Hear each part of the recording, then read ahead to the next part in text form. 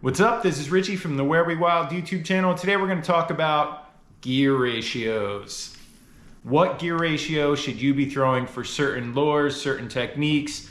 Maybe you're trying to purchase a new reel and you're not sure what gear ratio to go with. I know it can be a little overwhelming and a little confusing when it comes to gear ratios, but we're just going to break it down, keep it super simple, and hopefully it'll give you a little information to pick out the best gear ratio that's going to work best for what you're trying to do.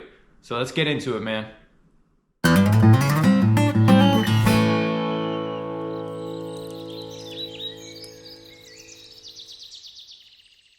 So gear ratio can be a little confusing, you know? I mean, you got pretty much three basic ones that everybody kind of has to pick from usually. 6-to-1, 7-to-1, and 8-to-1. Sometimes you got lower, sometimes you can even go a little higher, but the three main ones are 6-to-1, 7-to-1, and 8-to-1. There's always that number in between, like 7-2-to-1, 7-4-to-1. This one is a 7-4-to-1. This one is a 7-2-to-1.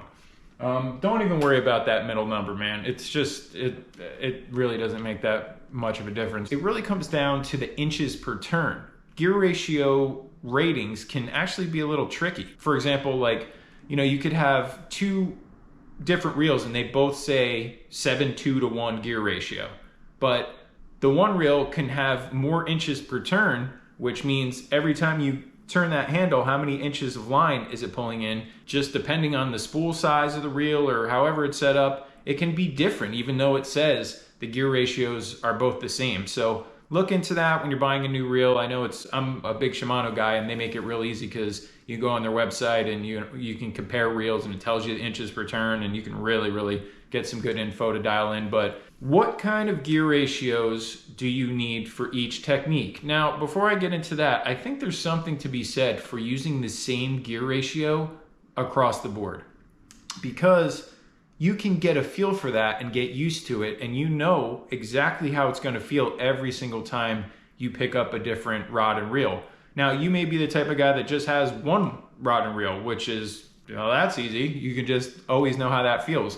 But if you're the type of dude that's got a bunch of rods and reels like me, that can be a big pro to just have the same one. And that way you know every time you pick one up exactly what speed you need to go for each technique. So there is something to be said for that. I mean, because once you really start going nuts with it and you get different gear ratios for different techniques, you got to remind yourself like, oh, I got the 6-to-1 in my hand right now. Oh, I got the 8-to-1 in my hand. So you got to adjust your speeds and you got to make sure you're not going way too fast on something because you didn't realize you had a faster reel in your hand. You know what I mean? That makes sense. So 5-to-1, 6-to-1, 7-to-1, 8-to-1. Obviously, the higher that number, the faster the reel is, right? So an 8-to-1 reel is going to be a much faster reel than a 5-to-1 gear ratio. But the 5-to-1 ratio is going to have more torque, more power. So as far as techniques go, for example, really big, heavy swim baits, I like a 5-to-1 ratio, maybe a 6. Some even come in a 4, like the Corrado 300 is a 4.7, but because of the size of that spool, the inches per turn is actually equal to a lot of reels that have a higher gear ratio. So it is tricky, but to keep it simple, big swim baits, heavy baits, where you need a lot of torque, a lot of power. You're using the reel to do most of the work to work the bait. You know, you're just slow rolling in or whatever that may be.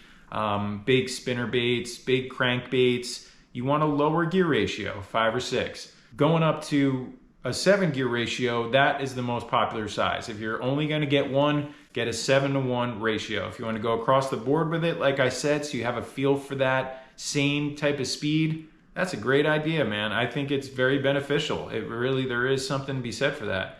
But the 7 ratio, you can throw anything on, man. You know, you can still throw the crankbaits, you can still throw the spinner baits.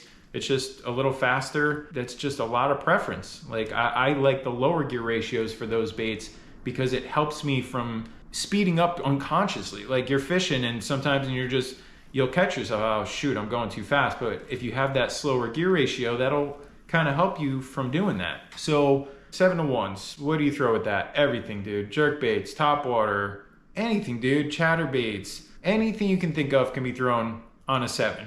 You're good. When you're gonna wanna bump up to a faster gear ratio, like an 8-to-1 or higher, is, for me anyway, when I'm going to be throwing something where the rod is doing most of the work for me for that technique. Now, you remember I said that 5-to-1, 6-to-1, even the 7-to-1, but mostly that the lower end ratios I prefer with techniques where the reel is doing most of the work. A spinnerbait, a crankbait, a big glide bait, where you're slow rolling, man. You're changing speeds, you know, you're just trying to keep that bait down in the strike zone on a steady, constant retrieve.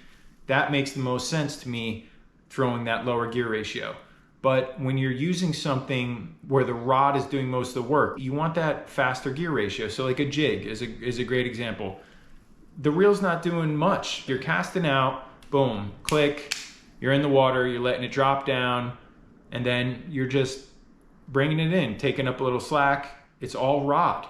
You're just bumping it across the bottom, dragging it across the bottom, and you're just basically using this reel to take up your slack until you get a hit, and then you can gain on them super fast and bang, rip them out of cover as fast as you can. That's where that faster gear ratio comes into play, man, and it's an advantage for certain things like that. A jig, a punching setup, where it's just, you got to get them out fast.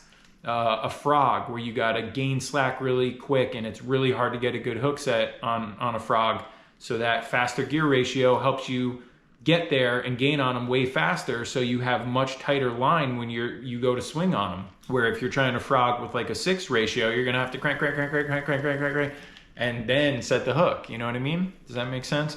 So just try to keep that in mind. If your reel is doing most of the work for the technique, go with a lower ratio, 6 or 7. If your rod is doing most of the work for the technique, go with a higher gear ratio, 7 or 8. So I hope that makes sense, man. If you have any questions, feel free to hit me up in the comments for specific things like, hey man, what do I need to throw a Texas rig, 7 or 8 gear ratio? Like whatever it is, I'll answer it to the best of my knowledge, but there's no real right or wrong answer here. It's really comes down to what you feel best using and what works best for you. But just keep in mind, if you're using the reel to do most of the work, the slower ratio might be better for you. If you're using that rod to do most of the work, the faster gear ratios might be better, so you can gain on those fish, set the hook faster, and everything else that comes along with that. So I hope you enjoyed this video. Once again, if you have any questions, feel free to hit me up in the comments. And if you're going out and you're looking to just buy your first reel and you just go with that 7 gear ratio, man,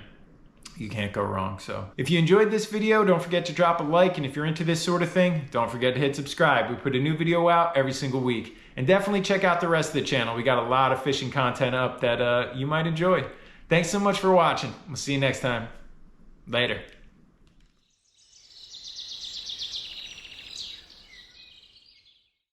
If you want to see more videos just like this one, be sure to check out the rest of the Where We Wild YouTube channel, where we post a brand new video every week.